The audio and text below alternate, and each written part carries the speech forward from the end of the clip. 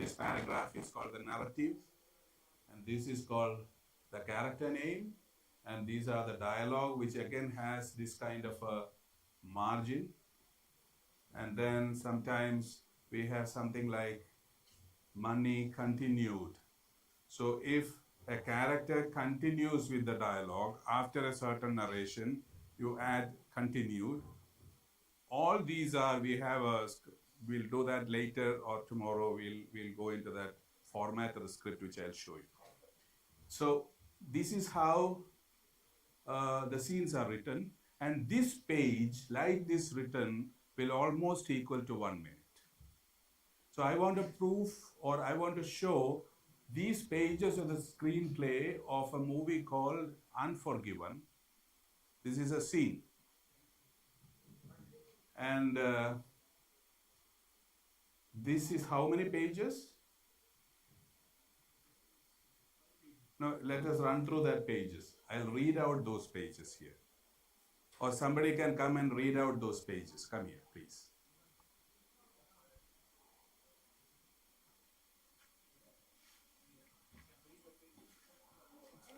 Oh, can someone read these pages?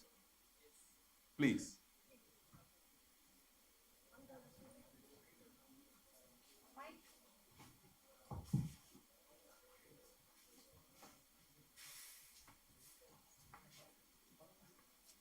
Can you read from there? Okay.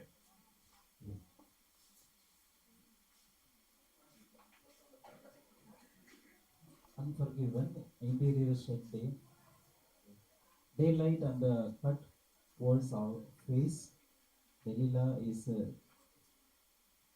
Leaning over Munni, wiping his brow. He is lying in the straw looking at her, and he looks like shit. His face ghastly pale and stubby and covered with horrible cuts and bad stitching. But his eyes are clear. Munni, I thought you was an angel. Yeah. You was an angel is the way Western guys speak. You know, there is no grammar. So the dialogue is like that. It's not a mistake. You was an angel is what they speak. Yeah. Delilah, embarrassed, getting up. You aren't dead. Delilah goes over to her horse and gets some packages out of the saddlebags. Munni tries to sit up weakly. Munni, some big guy beat the shit out of me, feeling a sore face. I guess I must look at a lot like you, huh? Delilah, angry and hurt. You don't look nothing like me, mister. Munni, I didn't mean, no offense. She didn't answer. Munni, I guess you are the one them cows cut. Cowboys cut. Cowboys cut. No answer. Neither the kid, my partners, they are. Are they? Are they? Delilah, coldly, they went out scouting when they saw your fever broke. Munni, scouting. Delilah on the bar. Bar T. Bar T is a bar. The name of the bar is Bar T. Bar T, looking for them. Munni, oh, how long I've been here? Delilah, still cold. 3 days. Are you hungry? Munni, 3 days. I must be. I must be. So this is one scene. Then it cuts to the exterior. And one more thing before we continue, I'll tell you the rough story of this, how these scenes were made. Unforgiven is about a Western cowboy story where two sex workers, one of the sex workers were highly wounded, burned by one of those customers who came. And the sheriff is actually supported that customer. And this burned prostitute, along with her friend, wanted to hire somebody to take revenge. And Mani was a murderer or a cowboy who used to murder people, but now he's old and he's not doing that job anymore. Because only he can take up that job because it is very less paid. So he has come to this place to take revenge, and the sheriff came to know about it, and he thrashed him. And he was almost on the verge of dying. And these girls actually kept him in a secret place, and he was dead, like dead. He was sleeping for 3 days. And now this girl who is hired him, who is all cut with marks, burnt marks, has come to visit him with some food. How he is. This is the context.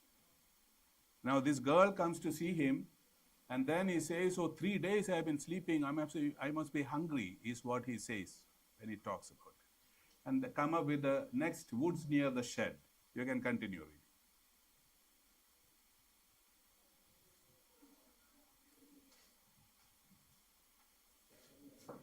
I'll read. I'll read it then faster. Yeah. Can we expand the pages, please? No, you can't. No? You can't expand it. Ah, yes, that's fine. Yesterday, woods near shed day, close on Robins. 4 of them in the woods were woods near the shed, and Muni is watching them, where he sits, wolfing chicken hungrily. His back against the shed. Okay, Delilah is watching his eat, watching him eat. Muni, I thought I was gone. See them birds. Most times I wouldn't even notice them birds much.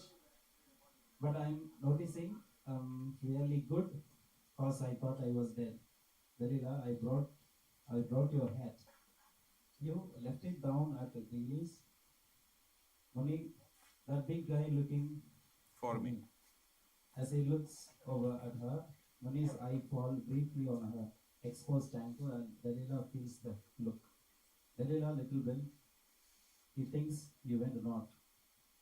Muni can't help it, and his eyes flicks back to the ankle. Delilah, are you really going to kill them? Muni, unenthusiastically, yeah, I guess. Suddenly, there's still payment, ain't there? She nods and she moves so that more ankle is showing, but Muni's eye is drawn to her breast as she moves. Then he looks away quite quickly, guiltily, and they sit there silently until Delilah, then other two, they've been taking Advances on the payment. Muni advances. He can't help looking at her body, and she knows it. Delilah shyly, free ones. Her body is getting to him. Muni, stupidly, free ones. Delilah, Alice, and Silky gave them free ones. Muni, understanding, embarrassed. Oh, yeah. Delilah, shy, timid. You want a free one? Muni, looking away, embarrassed. Me? No. No, I guess not. And Delilah is hurt, crushed. She went up and covers it by picking up the remaining of the chicken, and Mummy is too embarrassed to look at her. Delilah covering her hurt. I didn't mean with me, Alice and Silky. They'll give you one if you want. Mummy, I guess not. Unusually perceptive suddenly. I didn't want one because of you being cut up. I didn't mean that. Delilah keeps her back to him. Muni trying to get up. It ain't that all. You are a beautiful You're a beautiful woman. What I said before, how I might look like you. I didn't say you was ugly like me. Hell no. I only mean how we both have scars. He's standing weakly, supporting himself on the wall, and his speech is so sincere, and Delilah wants to believe it. Muni, you are a beautiful woman, huh? If I was to want a free one, I guess I would want you more than them others. It ends silly. I can't have no free one on account of my wife, Delilah, your wife. Only, yeah, see. Delilah, after your pause, I admire that you being true to your wife. I've seen a lot of men who weren't. Moni, pleased and embarrassed. Yeah, I guess, Delilah, she back in Kansas. Moni, oh, yeah, she's watching over little ones, and mummy gives her what for him is his best social smile, sort of like a pig struggling. Thank you very much. Thank you very much. This is how many pages? Can you just bring it down to 4 pages, right? You just read it. 4.5, huh? Okay, bring it up, please. One more. Bring it down and see how much is that half page. See, it is almost 4.25. See, this is again something, when you say whether it's a half page or a quarter page, there is something that we need to address. When you cut a scene, you write a scene and then you are breaking that scene into parts. Usually, how do you assess a page? Is a page A4 sheet is divided into 8 pieces. This is how you cut it. So if it is the first 2 halves or 2 cuts, then you know that it is almost quarter. This is how you try to assess the page. Now you have read this story, this page. I will show you the picture it was made.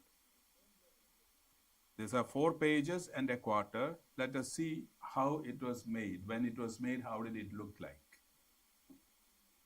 Okay. We'll take these lights off. Can you switch off the lights?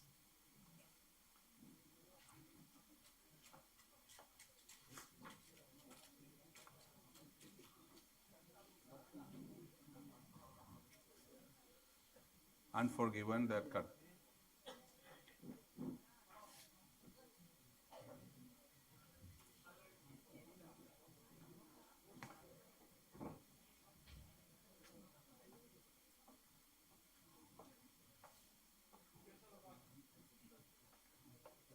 Got it?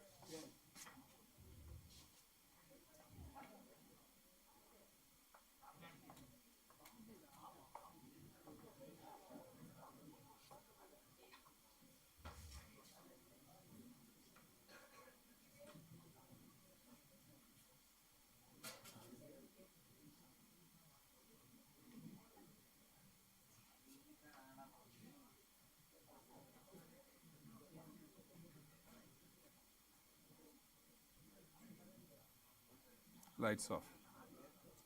I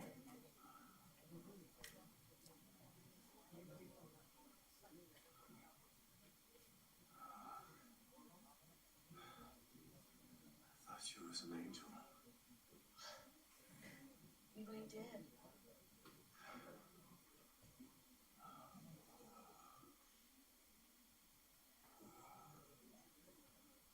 Some big fella. He kicked the hell out of me. I must look kind of like you now. You don't look nothing like you used to. No offense, but you gotta be the one those cowboys cut up.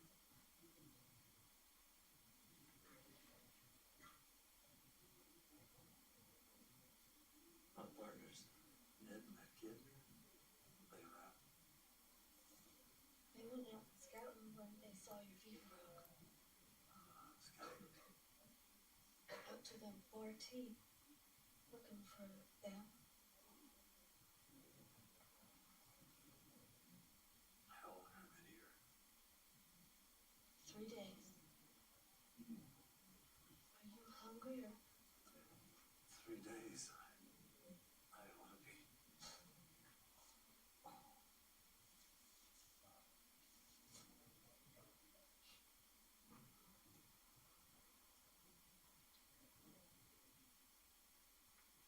was gone. I would normally pay no notice to high country like this. Trees, but I'm sure I noticed it now. Oh, that was Diane, sure. I brought your hat. You left it down at Greeley's. Sound a little, add a little sound. Add. Sheriff? You still looking for me? Little Bill? No, he thinks you went south. Are you really gonna kill them cowboys? I guess. Still a payment coming in there. Them other two? Your friends? They've been taking advances on the payment. Advances? Free ones? Free ones? Alice and Silky been giving them free ones. I see. Would you like a free one?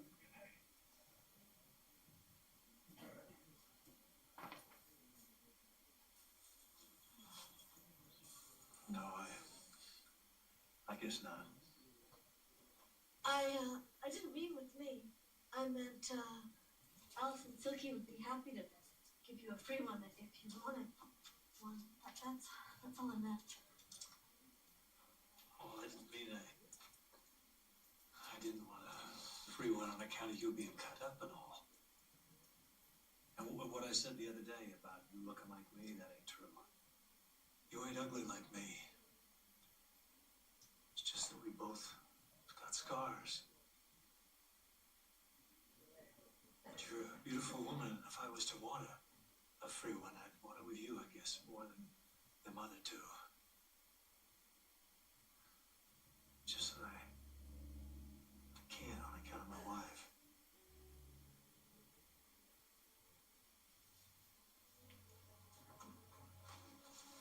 Your wife? Yeah. You see,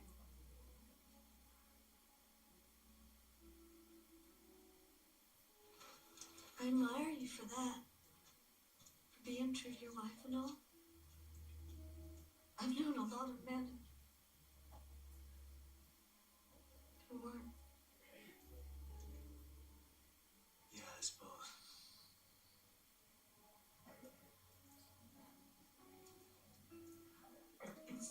Is she back in Kansas?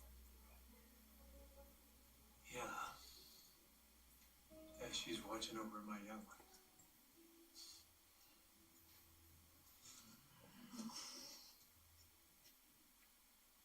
Now, don't take it off. It's, yeah, thanks.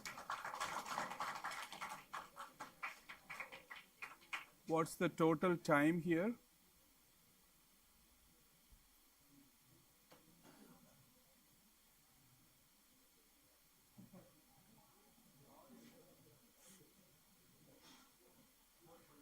It is 4 and 51 seconds. So we had 5 as pages, 4.5 pages, or 4 hours and quarter. Oh,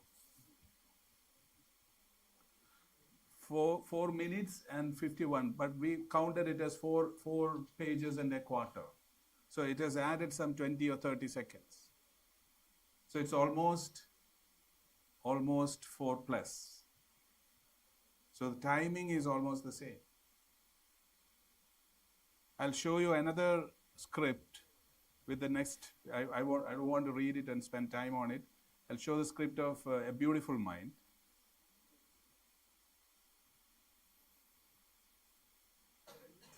Put on that script.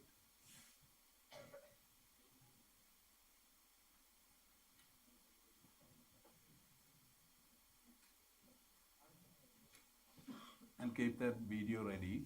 I'll just run through that script first.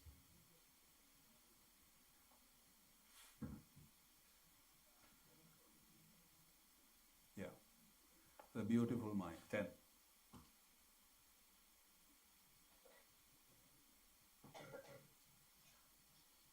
No, it's not the video, it's the script, except.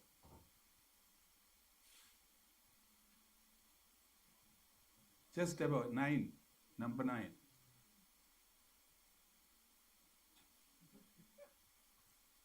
Yeah. So this is again, I'll run through that. How many pages are there? I'll run through that faster. In a psychiatric hospital, common room evening, Alicia sits alone, uncomfortable. Other patients occupy the tables. Many wear the vacant stares of the damned. Alicia's eyes go to an open door. John enters, escorted by an orderly. Alicia hugs John. Alicia, John, I'm so sorry. Nash, I missed you. Beat. This beat in writing is not the beat sheet. This has another meaning called the beat. A beat, otherwise you write in a script, is for a pause. So if the writer expects a pause before the answer or anything, suppose if without dialogue, I write that while the person was walking towards the door, he hears a telephone ringing behind him. If I write that as an action or a narrative, the man stops a beat, I write. So I say, I stop a beat. I just don't look back immediately. A beat, I may give a pause and then I look back. That's the meaning of a beat. So this is a beat, and Nash says, I have to talk to you. He sits at the table across from her. Alicia, I've been thinking about it, and I do realize that my behavior, my inability to discuss my situation with you must have appeared insane. I left you no choice, no other choice. I do understand, and I'm truly sorry. Alicia says, that's okay. And Nash says, everything is going to be all right. We just have to talk quietly. They may be listening, there may be microphones, and I'm going to tell you everything now. I'm breaking protocol, but you have to know, you have got to help me get out of here. Beat. Nash continued, Alicia, I've been doing top secret work for the government. There is a threat of catastrophic proportions. I think the Russians think my high profile is too high to simply do away with. They're keeping me here to try and stop me from doing my work. You have to get to, Alicia is staring at him, fighting back the tears. And Nash continues, you have to get to Wheeler. You have to find a William Parcher. He can help. Alicia, stop. Just stop. Fogs in the room stare. Nash sits back, stunned. Alicia gathers herself, takes a breath. I went to Wheeler. Good, good, Nash says. This is no William Parcher. Of course there is. I've been working for him. I've been doing what? Breaking codes, dropping packages in a secret mailbox for the government to pick up? Nash, how could you know that? Alicia, Saul followed you. He thought it was harmless. Alicia reaches in her bag, lifts something onto the table. She deposits on the table a stack of grey Rand envelopes, all still sealed with John's seal. Alicia continued, they have never been opened. It is in real. John looks at the unopened packages. Hold on, John, on his face, for the first time, fear. Hold on, John is a cinematography indication. Holding the picture on John, which is very rare. This happens only in a shoot script, generally. And Alicia continued, there is no conspiracy, John. There is no William Parcher. It is your mind. You are sick, John. Don't you understand? You are sick. Alicia begins to cry, the tears streaming down her cheeks. John pushes his chair and leaves the room. These are the 3 pages, 2.5 or 3.5 pages, 2.5 pages, right? Just bring it a little up to find the number of pages. Yeah, 3, almost 2.5 pages. Now let us see that visual.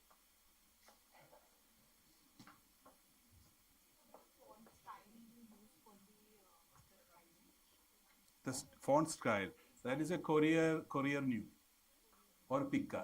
These are all fonts that is so similar to typewriter. See, the writers have never left the typewriter, though computers came. So they still want to maintain that font with a 12-point picker. You can't use another font size. It's a 12-point size. Yeah. Can you start from the beginning, please?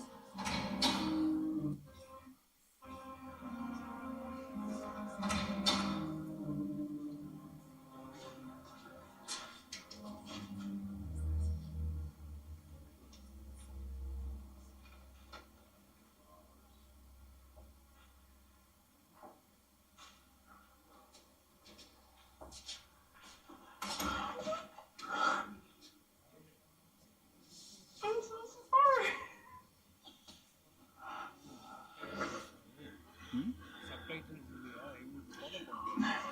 അല്ല subtitles ഇല്ല ഇതിൽ.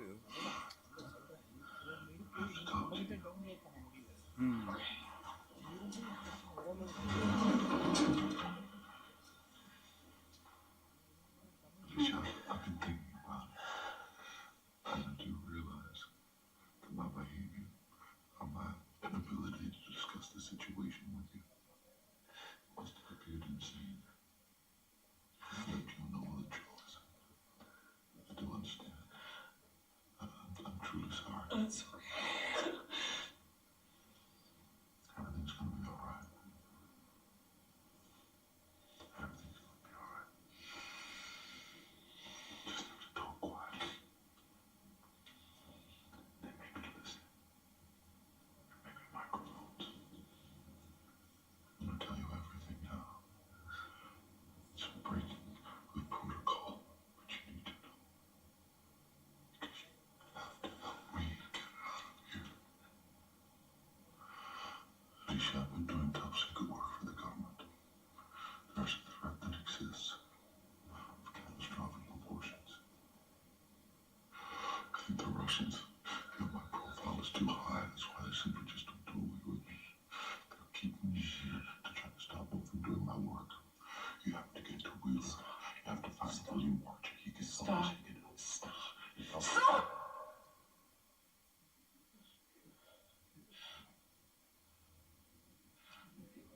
I went to Wheeler. There is no William March. Of course, there's I've been working for. Doing what? Breaking codes? Dropping packages in a secret mailbox for the government to pick up. How could you know that? Saul followed you. He thought it was harmless.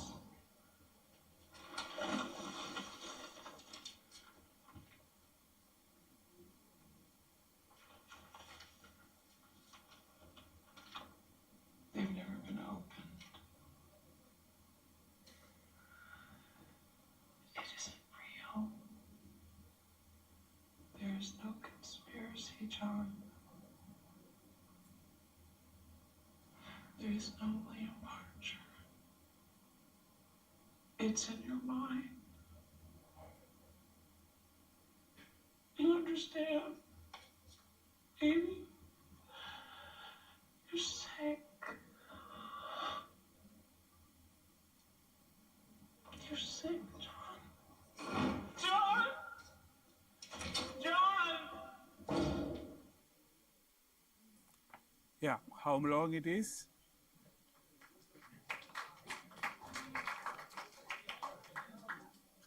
Can we show the time, please? It's about 3 minutes and 32 seconds. So we have about 2.25 page. It is on. Yeah. So it's 2 minutes and 30 seconds. Here, why it is taking 2 minutes and a little more here? We give room for actors to perform the emotion, which may take time. So we cannot restrict to exactly that time. So over and above 30 seconds and 40 seconds is all understood. So this is roughly the time that works. Please understand that. So when we follow this this format, it always works. So we'll go into the slides now. And there is one more after this we can show with the Corpora's interview from there. So we'll come back to the slides. This is all that generally I wanted to let you know about or share the information that this is how it generally works.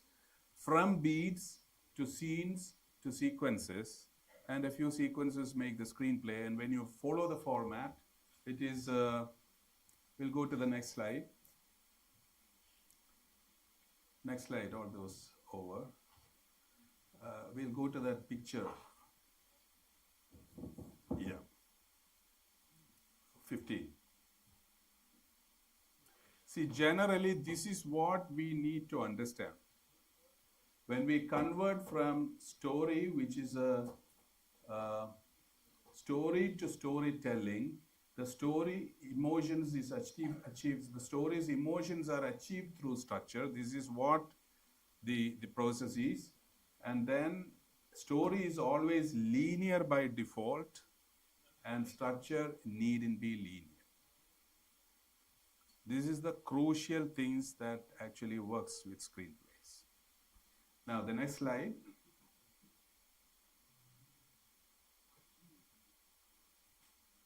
Once you have decided the nature of conflicts and power in your story, it's time to organize them in an appropriate structure, and that's what we have discussed so far.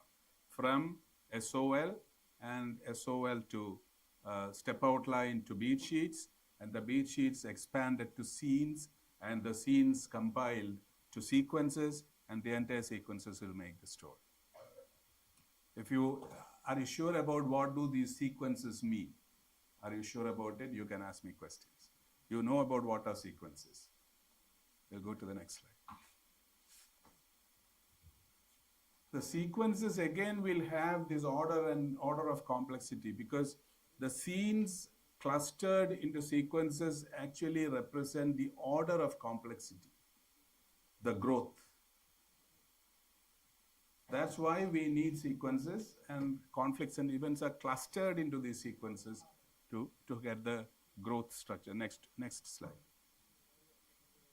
So it should always grow up. It will go. And the next one. Write down the order of complexity in a document called step outline. So step outline is the document to find the order of complexity for your screenplay.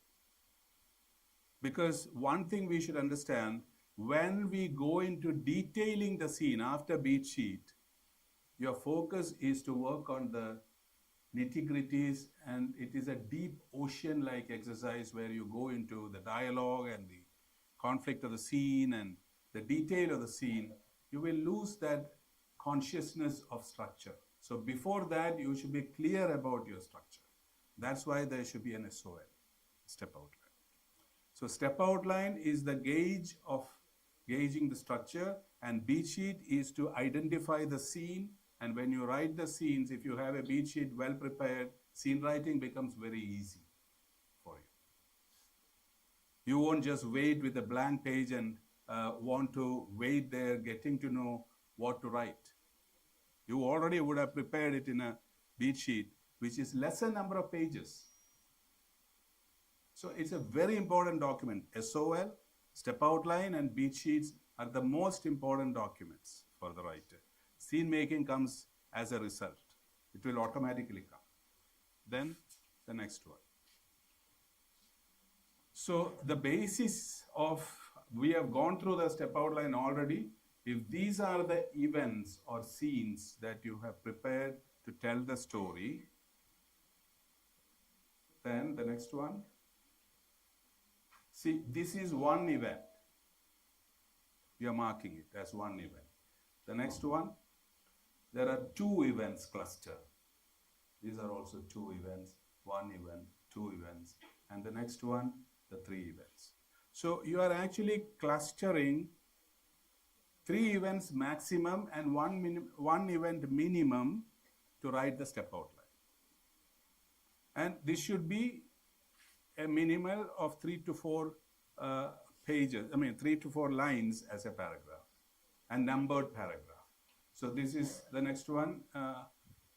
These are all numbered paragraph, 3-4 lines a paragraph, 1 to 3 scenes clusters as a paragraph, and the paragraph approximately time.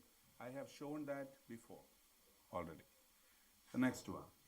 And roughly for a 120-minute movie, there can be around 25 to 30 paragraphs or 5 to 6 pages of A4 sheets. So this is a document you can revise and rewrite because the numbers are very less. The number of pages are less. Reading gets you easy to read the entire story and get assessed. That's why it is. The next one.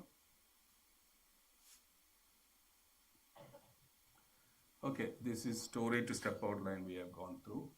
So again, one point is story is always written in prose and step outline is written in terms of action and dialogue, which we have described already. We have seen a sample of that.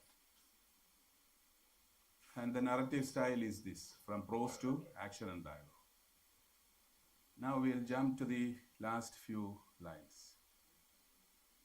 This we have already gone through, we can run through that. We have seen that in real terms. Now you can go to all that. The step outline is document that gives a clear and definite picture of the structure, saves times to revise and rewrite in lesser pages. The story can be fixed after corrections. Beat sheet is another revision, revised version of the step outline where each of the scenes are detailed in action and dialogue in numbered paragraphs and time suggested. So this is again a time-saving document, which is also a very important document for screenwriters. Yeah. And narrative writing. See, when you narrate a scene, which is the business of the scene, how do you write those narratives? It is through the narrative that a movie is told in images and sound in a screenplay. How to write that? The screenwriter uses his narrative to create images and sound other than dialogue. So that actually is the business of a scene. You are writing paragraphs and then dialogue. So these paragraphs actually are writing the imageries and other sound other than dialogue. At its simplest, it's a basic description of what the audience will see and hear. That's it.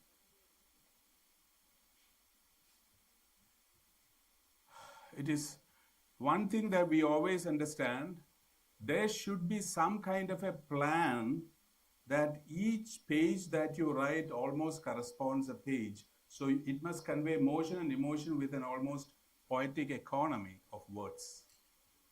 This is one thing that we should practice and achieve. How to write the one page, because it will roughly come to about 1 minute. A screenwriter tries to get the reader to experience not only the sights and sounds, but also the excitement of the story so that the movie itself plays in one's head. This is where words become handy and useful. Which words to use to make this work with readers? Though it is a very brief kind of a description, it has to emote the reader. So that's something which comes by practice. And in a screenplay narrative, only that is relevant to the story character belong, that too with brevity. So brief writing in brief is the most crucial part of screenwriting. Communicating in lesser number of words and the right words is also important in screenwriting. No paragraph in the screenplay should be more than 4 or 5 short, uncomplicated sentences. We generally use not passive sentences, but active sentences. And the words that are used are very simple so that people can understand it very easy. The narrative describes the action and imagery with economy. Write in simple present tense and active voice. Write only what we can see or hear. This is a very important point. Usually when we write, you let us say you describe a character, you cannot make statements. So when you say, John walks into the room, he is a screenwriter. You cannot write he is a screenwriter. Because you can communicate only in terms of action and dialogue in a screenplay.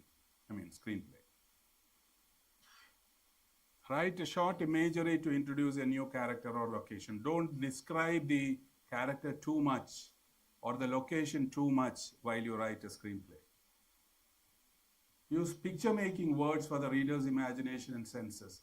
Smiles and metaphors, similes and metaphors. So the point is, when you write, suppose you enter a room, you want to describe the room, somebody has made uh, everything in that room upside down, and if you're trying to describe that the table is is broken and left on the table, on the floor, and there are each description of the chairs, where it is made, you don't have to write all that.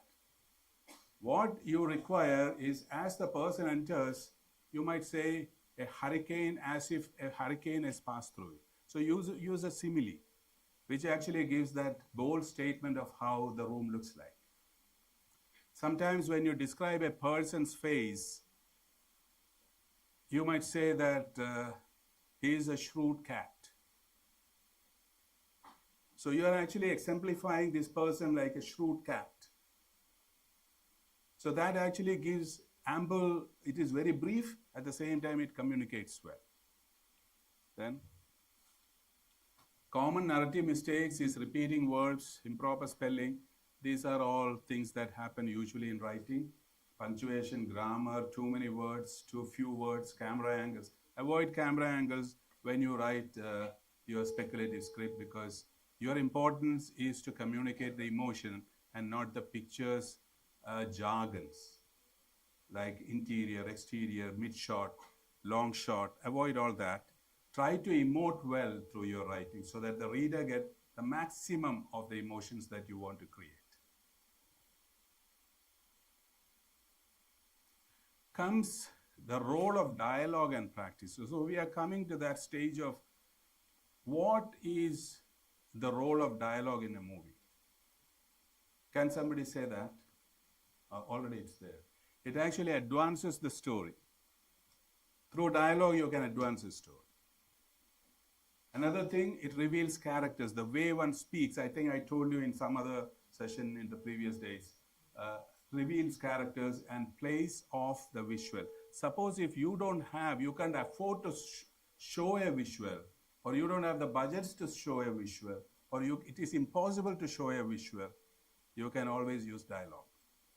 But it won't carry the right impact, but how you can make that dialogue carrying the right impact is absolutely important. Too many adverbs and adjectives will weaken the narrative. So these are all, by practice, you will come to know about it. Okay, you can.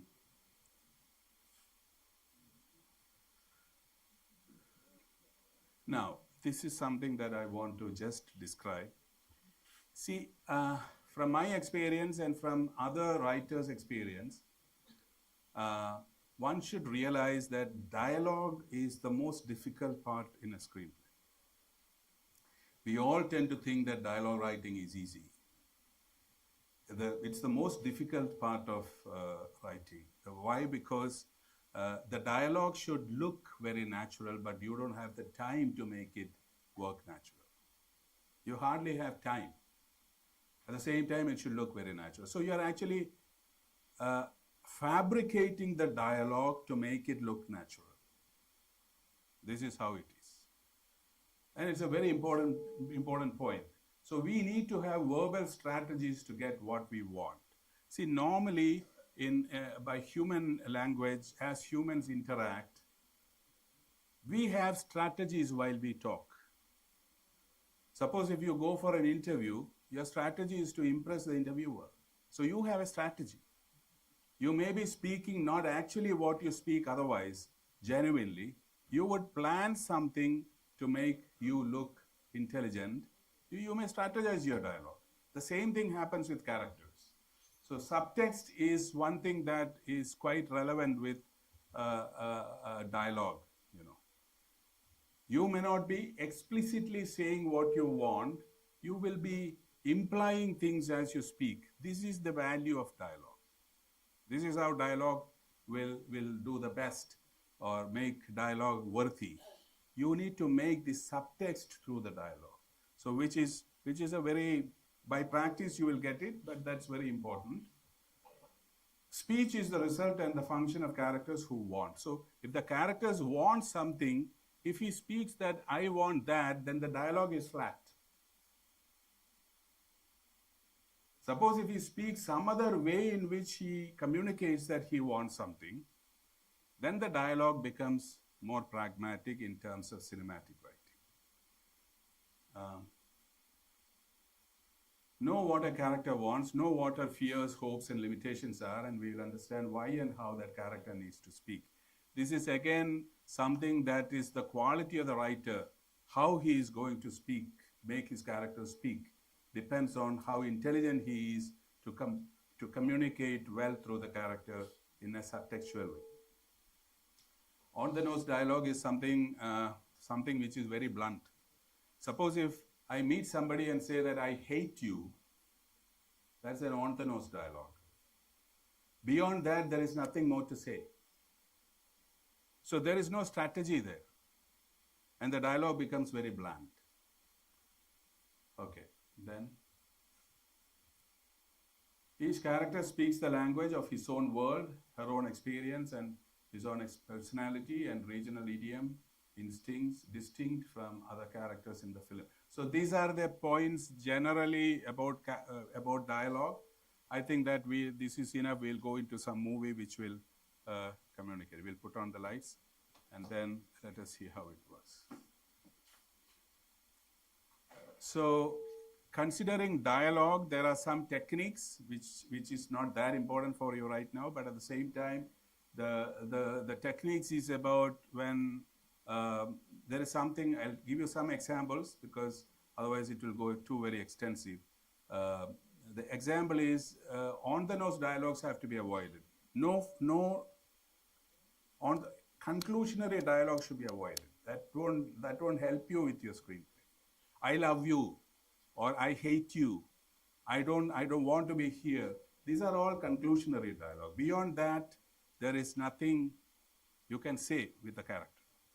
So when you say, I hate you, how can you best say without saying I hate you bluntly? This is the most crucial thing. Certain dialogue is remembered because of this subtextual quality in writing the dialogue. Suppose if you say that a man comes home, for example, this is something called a dialogue strategy. When you want to know something, you say something else. So there is this wife and husband who is going through some troubled times, and the wife thinks that the husband is seeing someone else.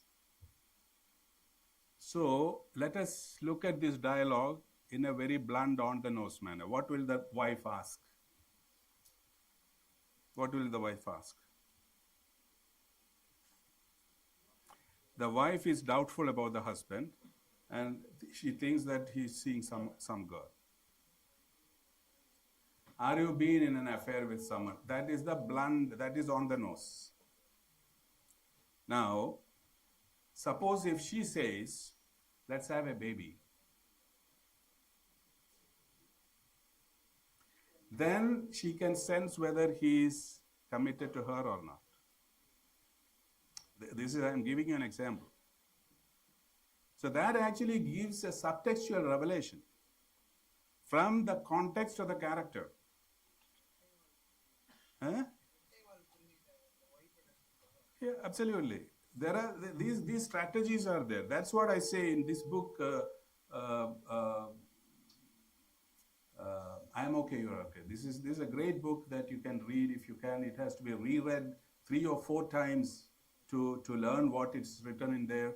That there gives the varied types of conversation which are subtextual.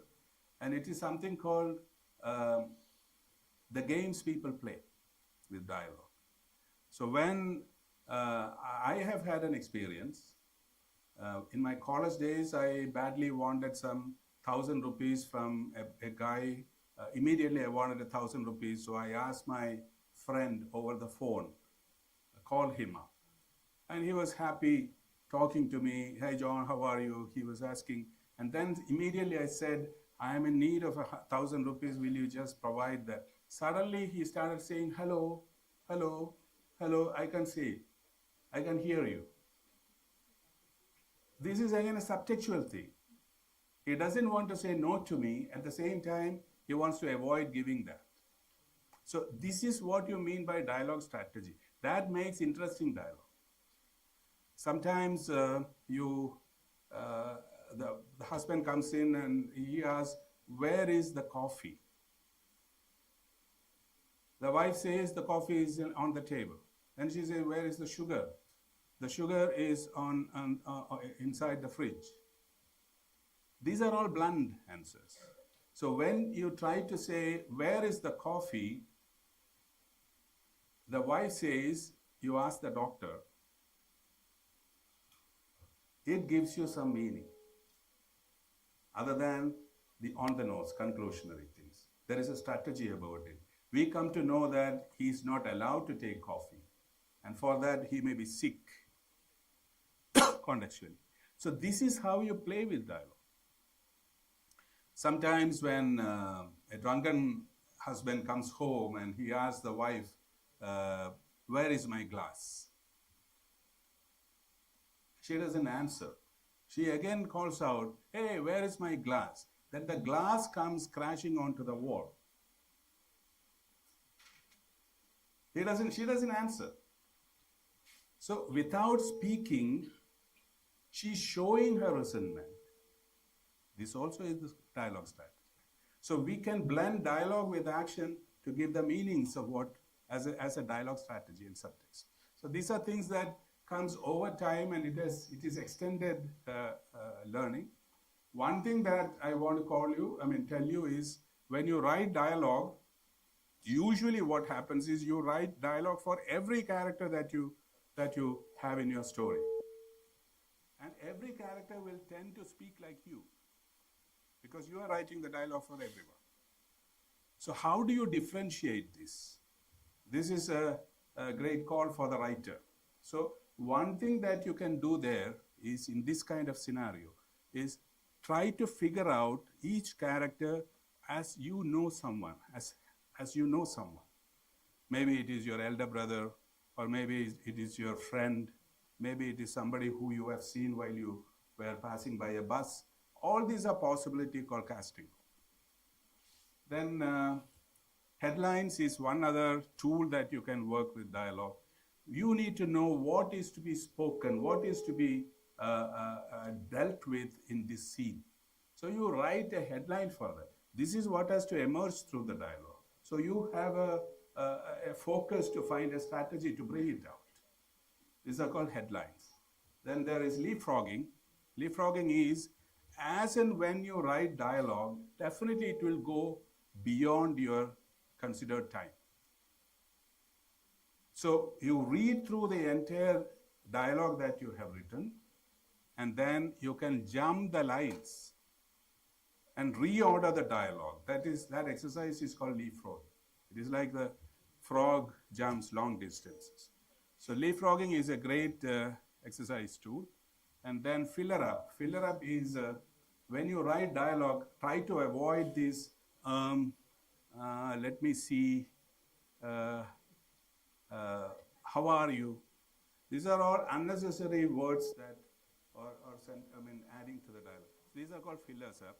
These are usually taken over by actors because actors would want to have more screen time. So they use this filler up to remain in front of the camera for more time. So when you write the dialogue, avoid all these fillers up and write the thing. Get off the soapbox means try to figure out dialogue which will suit not a cliche dialogue, but at the same time, try to suit the context and the get-up of the character. Cliches, non-conclusionary is again, please don't avoid conclusionary on-the-nose dialogue statements. Show instead of talking, I've told you that. Where is my glass?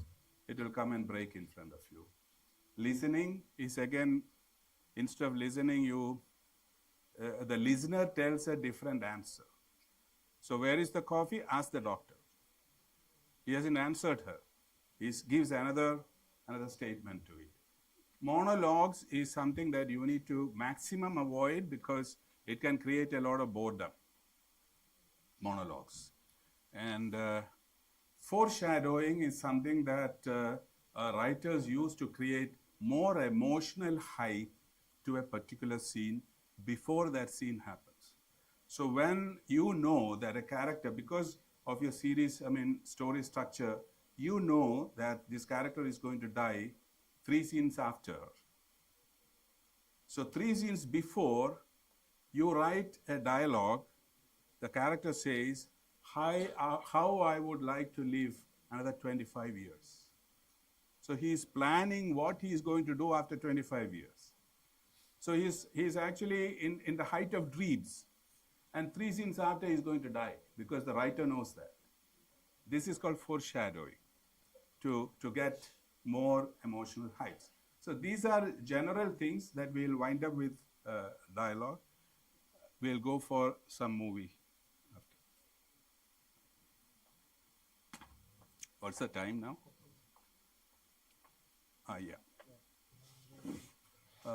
Coppola's notes. Yeah. We'll take this out. Yeah. I'm going to show you a short video of Francis Ford Coppola, how he works with. No, I think this.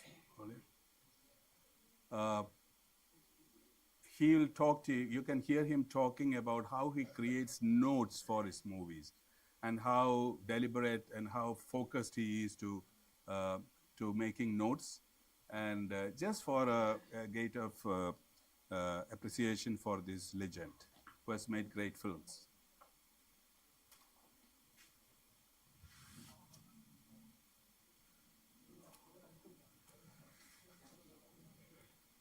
You're gonna be out of the novel The Godfather.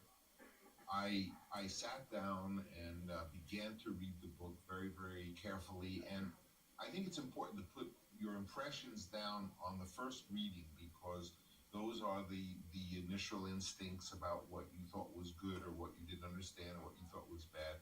And so I took the book and I actually wrote my comments right on the book itself. And having gotten through the book with these few notes and comments, I then made a prompt book out of it. A prompt book is sort of an old tradition from theater. And basically, you take a sheet of loose leaf paper, and I sat there myself and I cut out this hole in the middle of the page. And then I pulled my book apart that I had made those comments on, and I myself pasted every page of the novel onto sheets of paper like this, so that of course you could see both sides. And then I put really good grommets, those reinforcers on the holes so that wouldn't tear. I think I put them on both sides. Let me just check. This is years. Yeah, I put it on both sides because I was aware that this prompt book was going to be my master kind of document that I would work from. And I called it The Godfather Notebook and put a big warning: if found, return to this address for reward, because I recognized that it would have every that I had on the book. And interestingly, I decided to break down each section with these key criteria. This is a very big one because it was the wedding scene of the book. A paragraph or two saying what up to there really had happened in terms of the story. Number 2 was the times, which is to say, how did what happened in the story at that point, how do the times bear on it? In this case, it was the 40s. So after World War II, America had a certain style.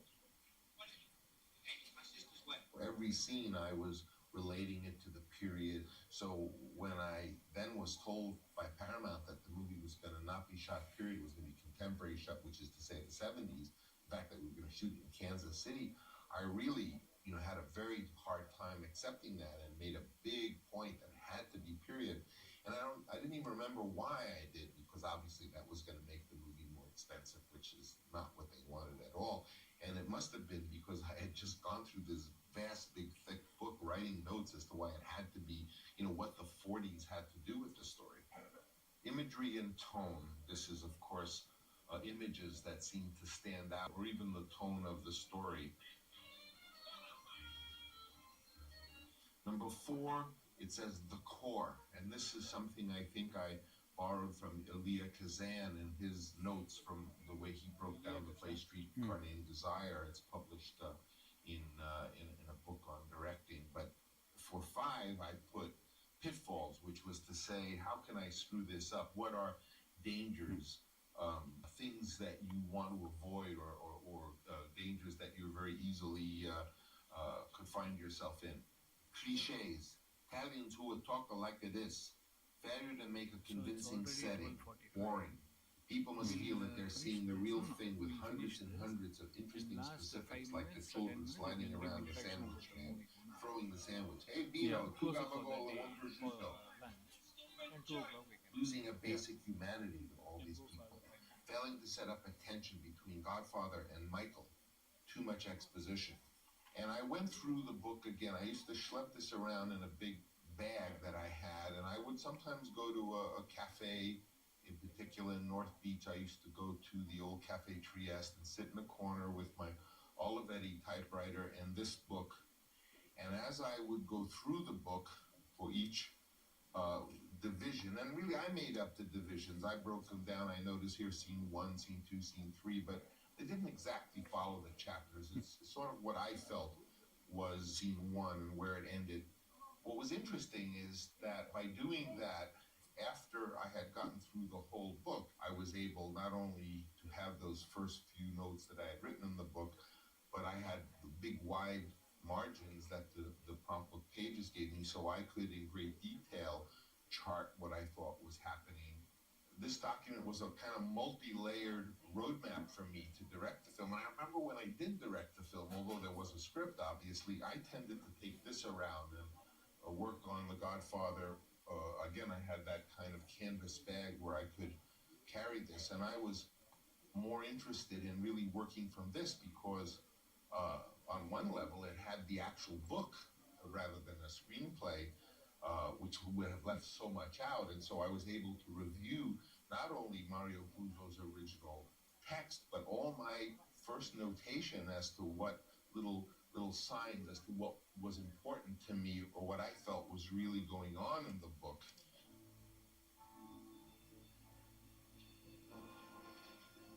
Scene 26, Michael picked up by Sollozzo and the killing, parenthesis, key scene.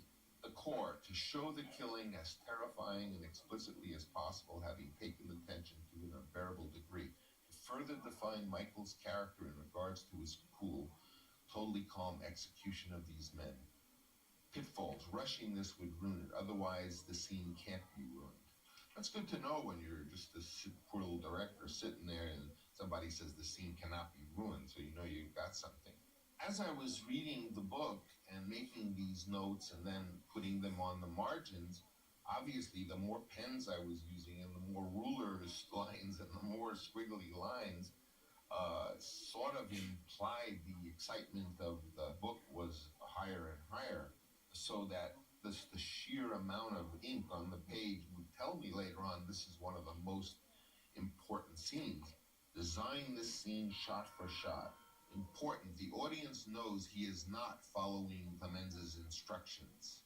Clemenza had told him specifically exactly what to do, and if you see that he wasn't doing it, it would be suspenseful.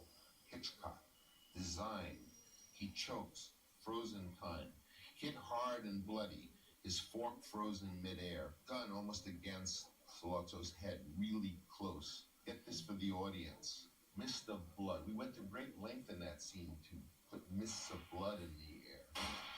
McCluskey's fork frozen midair as he watches Sollozzo's brains fly through the air, his own choking when shot in the throat. There's an asterisk. An asterisk in a book or a script for me means a super important part. The gun in his hand, he starts to leave without dropping it. That's what Clemenza had told me, to drop the gun immediately, and he's going and he's not dropping the gun, so hopefully the audience is dying. Drop it, drop it, drop it. He jumps in the car and rolls away. All very easy, should be easy. Michael disappears. We don't see him. Now, pick up the tempo. So I knew just from looking at all these colors and things in the book that this was going to be a very, very important scene. And indeed it was, not only for the movie, but for Al Pacino, because it was in that scene that the executives of Paramount Pictures first caught a glimmer that maybe I had not been crazy in wanting to cast him.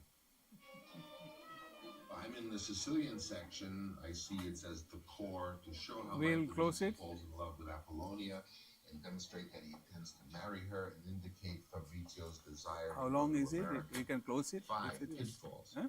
If Apollonia doesn't make your heart stop just to look at her, How much if is the it? How long coincidence is it? that the innkeeper is the father of the girl they have just seen seems contrived, if it is funny, it will not be. 2 minutes more. 2 minutes. If Michael's quick decision to marry her seems unlikely, if Michael in a subtle way does not have the quality of the dog. After that we close, we'll go for the break. So we'll put on the lights. I'll just On introduce page 79 Guna, of the book, and then we I have the actual shooting of the dawn. Whenever I felt there was a really important part of the book 1 minute, that was 1.5 going to be in the movie, I would sit there with my ruler and really underline. So this details the shooting. My margin notes are the shooting, great detail. The Don is the main character of the movie. So as in Psycho, we are totally thrown into the shock. No, he has written a script parallelly, but How he would followed Hitchcock the. design this? Hitchcock was such a master about manipulating information. for the This was his audience. He first would tell impressions you when he read things, through the book. so that you were equipped to enjoy what you were seeing, rather than withholding information. He would give you information, designed carefully. The rolling fruit, sound off stage, an appearance of total confusion. also got a style of filmmaking. Yes. Yeah, I had done this preparation before I wrote the script, so I wrote the script I am a great fan of this, but the script was really an That's, unnecessary he has made document. it I didn't beautifully even use script because I couldn't and he make has it. made That's what the Dracula story was. a romantic guy. Romantic guy.